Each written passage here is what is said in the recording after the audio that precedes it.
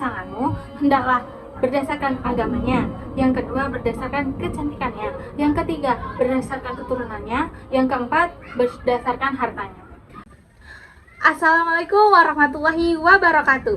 Innal hamdalillah nahmaduhu wa nasta'inuhu wa nastaghfiruh wa na'udzubillahi min sururi anfusina wa min sayyiati a'malina amma ba'du. May yahdihillahu fala mudhillalah wa may yudhlil fala hadiyalah.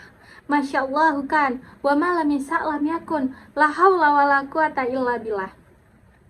Pertama-tama marilah kita panjatkan puji serta rasa syukur kita kepada Allah Subhanahu wa Ta'ala yang telah memberikan nikmat berupa nikmat sehat kepada kita, sehingga kita masih dapat menikmati indahnya dunia. Yang kedua, salawat beserta salam tak lupa kita junjung agungkan kepada Nabi kita, yakni Nabi Muhammad SAW, yang telah membawa kita dari zaman jahiliyah menuju zaman Islamiyah. Yang ketiga, tak enak rasanya jika saya berbicara, namun kita belum berkenalan. Baik, langsung saja perkenalkan, nama saya Kurnia Citrawati Utami dari Prodi PGSD 2023, dan qadarullah pada tahun ini saya diamanatkan sebagai Abid FPPI dalam bidang syiar. Baik, langsung saja, dalam video kali ini saya akan membahas tentang jodoh. Dalam Islam, konsep jodoh seringkali dilihat dari cerminan diri. Allah Subhanahu wa Ta'ala telah menciptakan setiap umat manusia pasti berjodoh-jodoh sesuai dengan dirinya sendiri. Seperti dalam Quran Surat Ar-Rum ayat 21 yang artinya, dan ia menciptakannya untuk mempasangkan hidupmu dari jenismu sendiri supaya kamu mendapatkan ketenangan hati, dan dia menjadikanmu di antaramu rasa kasih dan rasa belas kasihan. Ini menunjukkan bahwasanya jodoh bukanlah hanya pasangan hidup saja, tetapi jodoh merupakan cerminan diri bagi kita. Dalam langkah-langkah kita mencari jodoh, penting sekali untuk kita memperhatikan nilai-nilai ajaran Islam dan menghormati nilai-nilai agama lain. Seorang muslim harus memahami bahwa jodoh yang baik adalah orang yang membantu kita mendekatkan diri kepada Allah Subhanahu wa Ta'ala dan membantu kita untuk memperbaiki akhlak kita.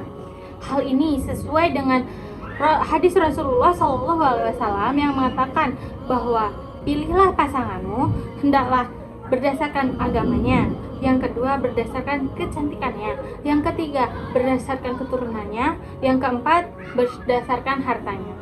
Selain itu, dalam mencari jodoh kita juga harus memahami bahwa Allah Subhanahu wa Ta'ala memiliki rencana yang sempurna untuk setiap individu.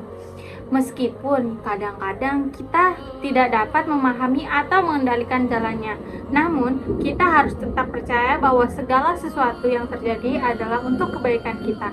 Jadi, sebagai cerminan diri, jodoh merupakan bagian dari perjalanan spiritual dan pertumbuhan pribadi yang harus dijalani dengan penuh kesabaran, keikhlasan, dan keyakinan kepada Allah Subhanahu wa Ta'ala. Tapi terkadang kita juga berpikir, bagaimana mungkin seorang wanita yang sangat baik tetapi harus bertemu dengan seorang laki-laki yang sangat jahat.